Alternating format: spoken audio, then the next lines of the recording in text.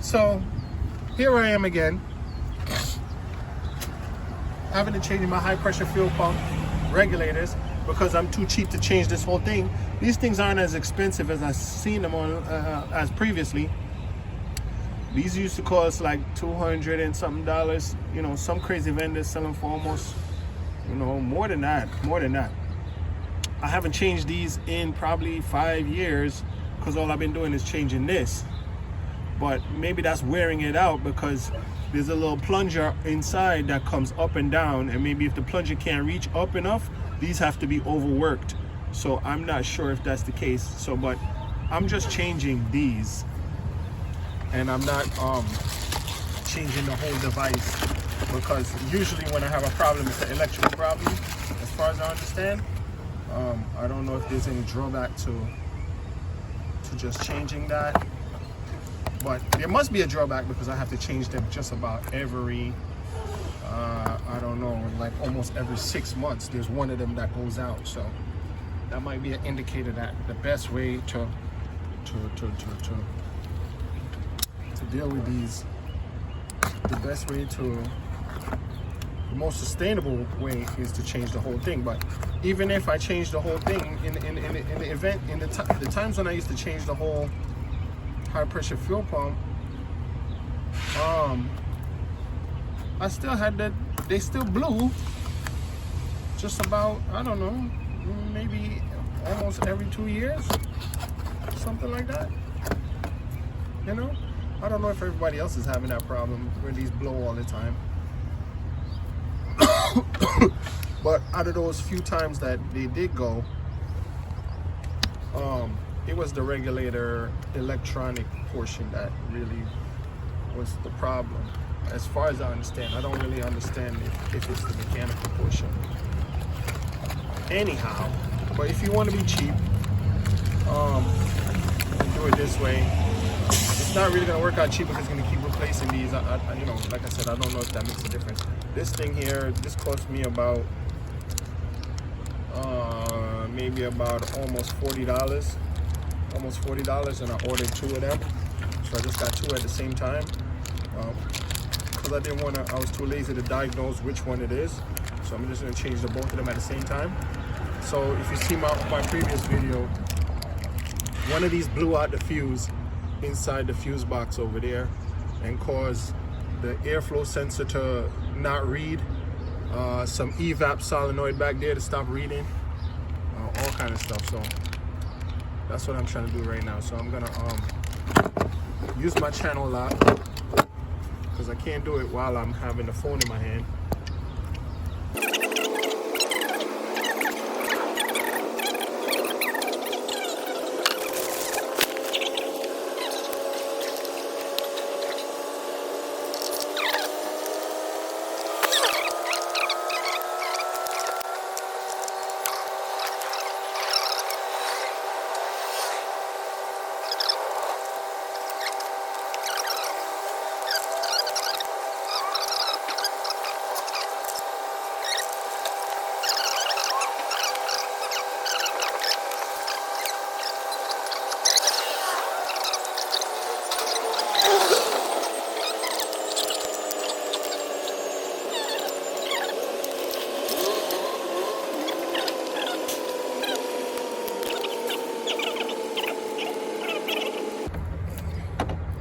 That's good. That's right where I want it.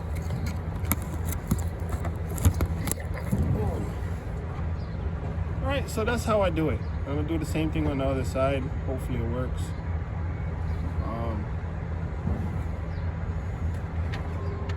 If you look at this one, you can't really see it. But if you look at this one, it has a little number on it. That might be a little higher quality than the one that I had before. This is the one I had before. Didn't have any numbers on it. Totally generic. This one is a little, I guess, maybe better quality. I don't know. At least it has some kind of part number on it.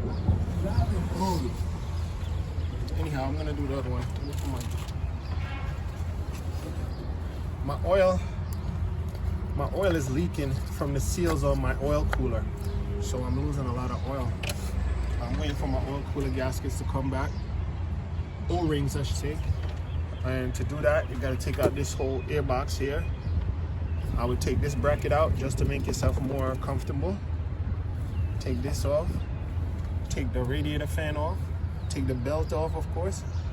Take the alternator out. You could probably leave the radiator hose in. I don't remember. I think you can leave the radiator hose in there. Then you got to take out some bolts in the front to get the alternator out. Then you got to take some bolts out the side to get the. Anyway, that's not for this. It's not for this episode or whatever. So here's the old one. There. I don't know. I don't see any mechanical damage on it. I don't see anything mechanical that looked like it would be messed up. I guess this little plunger moves. Yeah, there's a little plunger in the middle. There's a little plunger in the middle. This little thing moves back and forth, this little needle. So, I don't know. I do things wrong a lot. So, like I said, I wouldn't recommend you do it the way that I do it.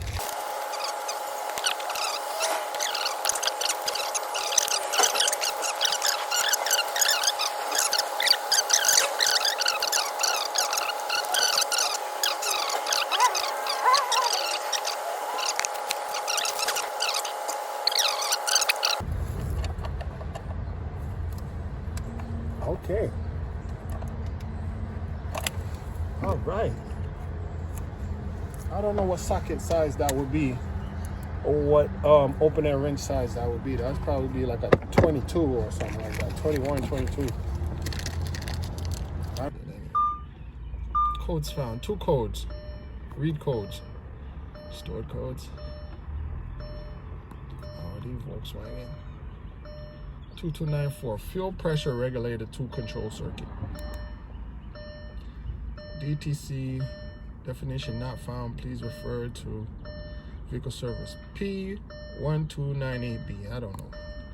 That might be the 2 regulators. So let me go back. Erase codes. Erase trouble codes. Yes. Erase done. Okay, so yes, on the exit. Okay. So what the heck am I doing now? So we're done. Need to put a little bit of coolant in it. Don't worry about that. Until this reaches temperature in the middle part, I won't know if it's good or not. By that time, my son is going to be listening to his music using the phone, so I'm not going to be videotaping that. So anyhow, thanks for listening. Bye. All right, so I did 2 trips. I did 2 trips already this morning, and my check engine light is back on. So let's see what the specific issue is now after I just changed the high pressure fuel pumps. Let's see what the problem is. Huh? Okay, enter.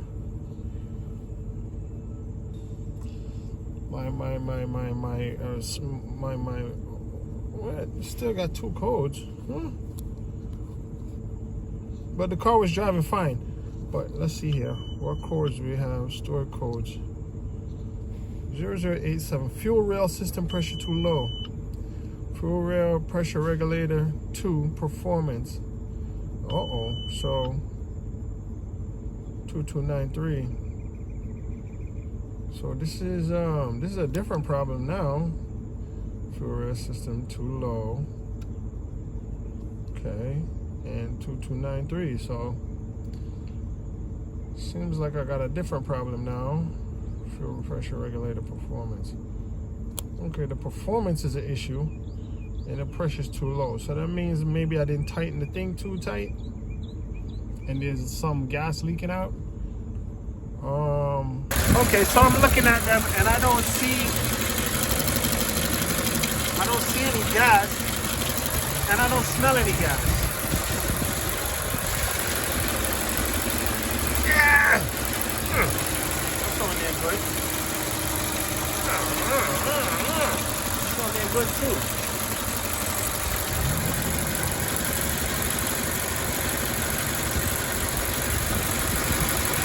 turn the engine off and see what happens. Human gas, so maybe I wouldn't see a leak then. Let's see if I see anything now. One thing is when you unlock the doors. All right, I'm gonna close the door. Lock the car. Close the door, lock the car. Unlock the car. And when you open the door, it's gonna send some gas to the thingamabob. So let's see. The fuel pump usually sends some fuel to the system when you do that. When you unlock the door. I don't see anything going on here. These high pressure fuel pumps might just be bad, you know, or the little spacer thing that goes inside them. I don't see anything leaking. I'm gonna tighten them up, see if anything happens about it now. Okay, I'm back in the car now. This is, I mean, effectively the second trip after tightening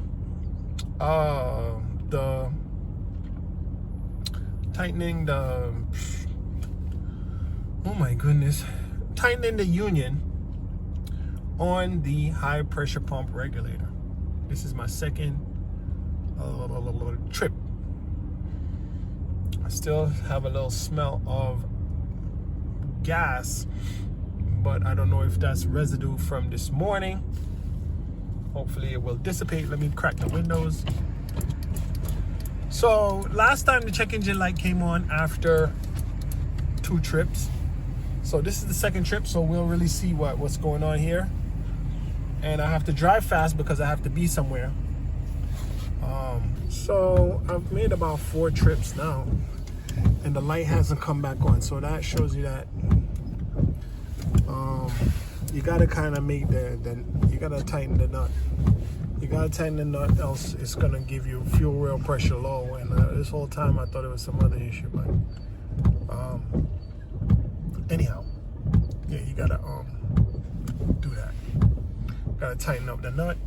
Right now I made 4 trips. This check engine light did not come back on, and I just secured the let me come up there. Okay, so I'm getting some food right now. So that's it. That concludes our experience.